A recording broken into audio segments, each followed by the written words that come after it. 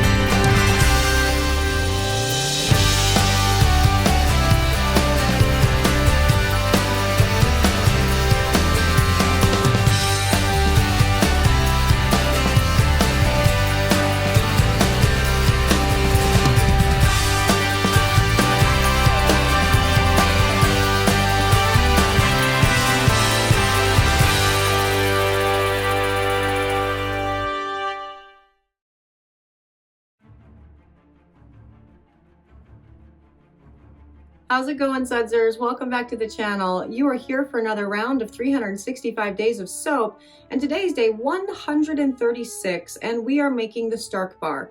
This is a Game of Thrones inspired soap that I've had in my line for a very, very long time, and I love it. Now, all of the Game of Thrones inspired soaps were themed after the different houses and the different regions that the houses are located in within George R.R. Martin's, Westeros universe thing.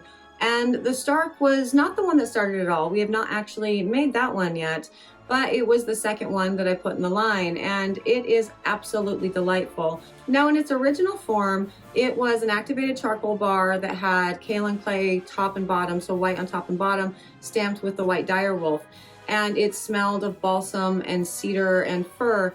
It's big and bright, such a crisp tree smell. Cold, it was delightful. And that scent blend is still the same. We've kept it the same throughout the years. But as the seasons progressed, I obviously, canceled some bars completely because the houses no longer exist in, the series. And with others, I like to change up the pattern and the design. So that's what I'm working with today. I'm going to be working with like the old god tree in the god, the red and the yeah, I'm going to be working with a tree design to mimic, the old God's tree from, the North and the awesome and all of the whatever. Let's go watch. Oh my gosh, I love the Game of Soaps line so freaking much. I am obsessed with Game of Thrones, and the show, sure, it was cool, but A Song of Ice and Fire, the book series, oh, it's so good. So one of my friends from many, many moons ago, oh, look at me already breaking my stick. That's awesome. Yes. Yeah, a bajillion years ago, he actually gave me a copy of the first book, and I read it and was completely in love. And like so many other A Song of Ice and Fire fans, we are rather impatiently at this point waiting for the next, book in the series to be released. And, to sort of get my geekdom on, because I do this whenever I possibly can. I love literature in general. So, right, I have the Harry Potter inspired soaps and line, and this as well. Whenever I can insert my geekdom into my soaps, I totally do the damn thing. And so the Game of Soaps line was so much fun to create. It was just the coolest series, the coolest experience ever. And I can geek out about that, and I will. Again, we're going to talk more about that, throughout the video. But what I'm doing here is I am trying to get emulsification. This particular batter, right, I said that I'm changing the design today, and I am. But I'm kind of shooting myself in the foot with this, because while I am changing the design, I am not changing the oils. Because whenever I change the design of a bar, that's great, but I still obviously want it to smell the exact same as the original, and I also want it to perform exactly the same. So I'm not changing the oil blend, and the oil blend that I had used for the original version of the Stark bar is it's a really big bubble blend, right? So it's 60% hard oils to 40% liquid oils, and So there's a lot of coconut and a lot of palm in this guy. Really beautiful big bubble, as well as some shea butter. And that's all great for the original version of this soap when I was doing, you know, just black activated charcoal bar and just, you know, just sort of stripes of white on top and bottom, because it was a very simple pour, set up really quickly so I could actually do the 3 layers, no problem. Now what I'm doing here though, we're looking at kind of a variation on a thin lines pour, really. And I am working with a batter that I know is going to get, you know, pretty thick.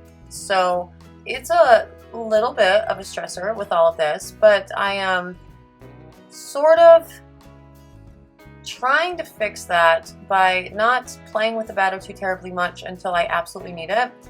And then also, you know, working quickly obviously, but I'm also soaping it around 100 degrees.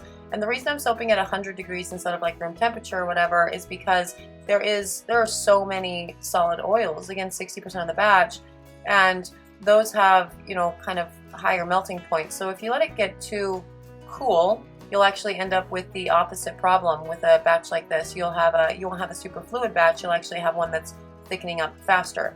So soaping it around 100 degrees, good mid-range there, and moving very, very quickly so I can get everything into the mold really. Now this scent blend, again, exact same scent blend that I've always used with the Stark bar. This is it's a balsam and cedar, and it has some juniper in it. It's very bright, it's very green, it's very tree-y, it's cold, it's perfect. It's all things the north. And again, we will be doing an in the pot swirl for this to do a thin lines pour. And we're going to actually pour the soap into the mold itself a little bit different than we normally do. So that'll be fun to check out, and I will tell you, you know, why I'm doing it that way and pouring it in such a way when we actually get to the pour portion, which, you know, we're there, we're ready to do it.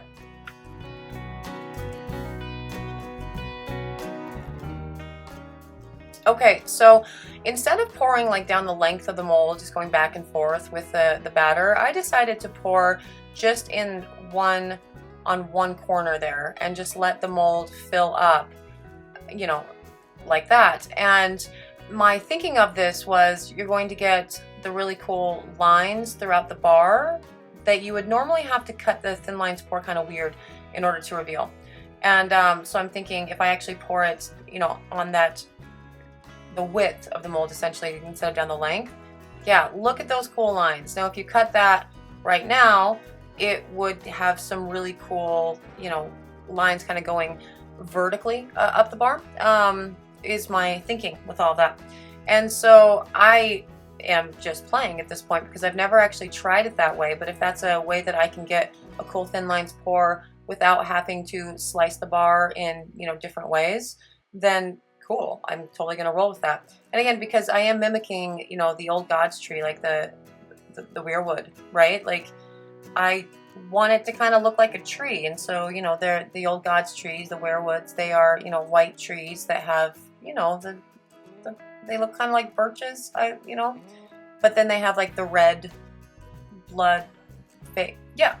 And so that's what I'm going with, and I'm planning on stamping it with a red mica. Actually, it's a Merlot mica for the finished product to sort of really mimic that. And I am completely just shooting in the dark as far as like measurements and the amount of different colors that I would need with all of this, because I want there to be, you know, the depth and the texture and the difference in, you know, colors and everything within all of this, but I don't want the entire bars to be just the black, brown, copper, and yellow, right? So it should be primarily an off-white, beigey color. So I don't know if I have poured out too much of the color or not enough. I mean, probably I'm thinking too much at this point. I'm getting a little bit heavy-handed with the color, and you know, we'll see. We'll do the thing. And the kaolin clay is actually mixed in with the scent blend for this guy, because I do want to create some sort of craggy areas where the kaolin is, you know, sort of not fully incorporated into the batch, because it creates a more rustic looking bar. And I think rustic and Game of Soaps totally, you know, goes hand in hand, because what is Westeros if not, you know, old world rustic, really? So you see though that a couple of these, yeah, you see the kind of graininess that's coming. This is another unfortunate side effect of the scent blend that I selected. And again, for the original bar with the balsam and the cedar and the juniper, it's all great because the original bar was a very simple bar, so it didn't matter if it was getting any sort of ricing going on or whatever and getting a little bit thick. But with this, because you'd like to keep your batter reasonably fluid with the thin lines pour, it's going to be a little bit problematic. So the second half of this bar is going to look weird, I'm afraid. But you know, it's all going to be fine anyway. It doesn't matter. It's Game of Soaps. It's the Stark bar. It's the box that we put these in. This is one of the few products that I box. And the reason that I do it is because I really want to drive home the entire like thematic thing that I did with the bars. So I have, you know, these boxes that say, you know, for this, in this case, it's Stark bar, Naked is coming, and you know, then it has information about it. It's all a cool thing. And then, you know, the stamp and everything. So the mind fills in the blank, even if the bar isn't going to be completely perfect. But now here's problem number 2 with pouring like this. I think this is a really cool pour idea. Like I really, really do. Problem number 1 would be I should have actually colored the entire batch at the same time because, you know, it got thick, and so now I'm, oh, see? And I just screwed the whole thing up. So problem number 2 here is if I wanted to pour in the corner there and go down, you know, from the width and go down, let the soap push down the, you know, length of the mold, I should have just put it on an angle. I should have done that from the very beginning. And so now I kind of can't, right? Because I've already screwed it up and I pulled it, I moved the, whatever. It's all a crazy thing. So I'm just going to have to fill in the low spots at this point and make sure that the batter is, you know, that the soap is reasonably even along the top. So all of the, you know, individual soaps will have, you know, their own, they'll all be the same size, really, because it sucks when you don't even out your, you know, you don't level out your soaps on top, and some soaps are super tall and the other ones are, oh, look at these little itty bitty nothings. So I'm just going to work with that at this point. I'm interested to see what it does, considering I had to, you know, tilt the mold so many times with all this. I really am interested to see what it does to the design inside. Although I wish I had done it right the first time and I could have just seen my original vision, you know, the first time. But, you know, whatever. I bet they'll still be cool. Now, with all of my, you know, fun bars, my themed bars or whatever, I, of course, write on the top. And it doesn't matter because nobody actually ever sees that because they just get like a piece, like a 1-inch thick piece of this entire slab, this entire mold, log, excuse me. But it makes me happy. I know that it's there. Now, this is ready to go into the oven and get seat popped, and it will be ready to, you know, cut tomorrow morning. So let's go check out the cut. Okay, it is cut day, and this is set up really beautifully. And look, you can totally see winter is coming. It's epic. And I love the side there. That's so nice. Everything looks really good, and that side is cool. That is really cool looking. So it does give me hope for what is, you know, inside of this bar. There's a couple pieces that need to be filled in because of the mold. And look, the magic of cutting. It's all cut up and ready to go because the cutter is broken right now, so I'm not showing it in the videos, really. And that's really cool looking. It's not at all what I was going for because I had to move the stupid mold and the angles of it around too many times. So that's a bummer, but it looks cool. That's awesome. And you have to remember that's the background of the, you know, the stamped portion or whatever. So the stamp covers the majority of the bar. So I think it's going to be really cool looking regardless. But yeah, I do though, looking at this, I was too heavy-handed with the colors. So there should be more white portion and less of the other 4 colors, really. So that's, I'm going to play with it again for, you know, the next one that I do, which will actually be very soon because, you know, these don't actually last very long. So I'll have to make a new one real soon. And those are very cute. I love that. That is very cool. Yeah, so you can totally call this like the weirwood. Look, that one's great. Those are super cool. Again, not exactly what I was going for, but super cool. Yeah, those absolutely. That I can get behind that. Totally. Yep. That's gorgeous. Yeah, those. That's exactly what I wanted with all of those. That is lovely. Now, I'm going to stamp these. We're going to start with the crimson one. It's a Merlot mica from Brambleberry, I think. And put the stamp in. Now, when you're working with little plastic stamps like this, you have to stamp your bars almost immediately. Otherwise, the plastic ones, they don't work in the, you will not get it in. The acrylic stamps, obviously, they're different. You can totally do that. But these were just little kind of laser cut little stamps that, you know, we came up with for the houses. And they serve the purpose. We haven't broken them yet, so that's good. Oh, I don't know if I like that one as much as I'm going to like the black. I can't decide. I don't know. Like, this definitely says, like, weirwood. Is it weirwood or is it werewood? I actually need to go to History of Westeros and listen to them say werewood. See what it is. If you're not familiar, there is a podcast. I think they're on YouTube as well. They're definitely on Patreon. I am one of their patrons, called The History of Westeros. And they do deep dives into the books. Like, deep dives, and they have hundreds if not thousands of videos at this point. It's so amazing.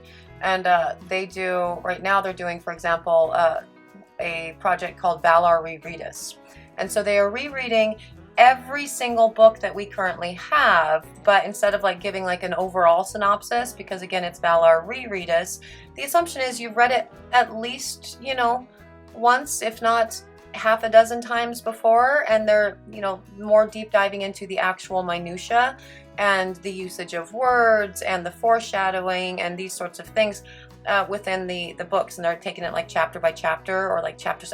It's delightful. So the History of Westeros, if you are into A Song of Ice and Fire like I am, go look up History of Westeros. They have a podcast, they have a Patreon, I'm almost certain they have a YouTube as well. So yeah, go check them out. And yeah, I don't know which one I like better. Like, those tend to look better with the design in the background, the charcoal ones there. But the reds would be, you know, more fitting to the weirwood. So I'm not sure. Like, you tell me which one you like better. But for now, that's day 136. The changing up of the pattern of the Stark bar, and it's pretty awesome regardless of whether or not I did it the way that I was intending to. I love it. That's amazing. I don't really know which one I like better, the one with the red stamp or the one with the black. I would have liked to have seen the one with white, but unfortunately I don't actually have any white mica right now, and anytime you try to stamp a bar with titanium dioxide, it super does not work because titanium dioxide is too heavy of a powder and it just kind of clumps. But I love the new design. I think it's a lot of fun. I think this will be a cool one to have in the line for, you know, 12 minutes, because that's basically how long each batch of Stark soaps and Game of Thrones inspired soaps in general last. So yeah, it'll be fun to have around for a minute, and who knows, I might go back to the original black and white next. We will see. But yeah, this bar, the theming of products, as you know, I love to do. And so this one was definitely no exception. I really love the boxes and everything that we put into it, and how we did word plays on the house names, as well as, you know, the mottos, the house mottos and everything. So this one is naked is coming instead of winter is coming. It's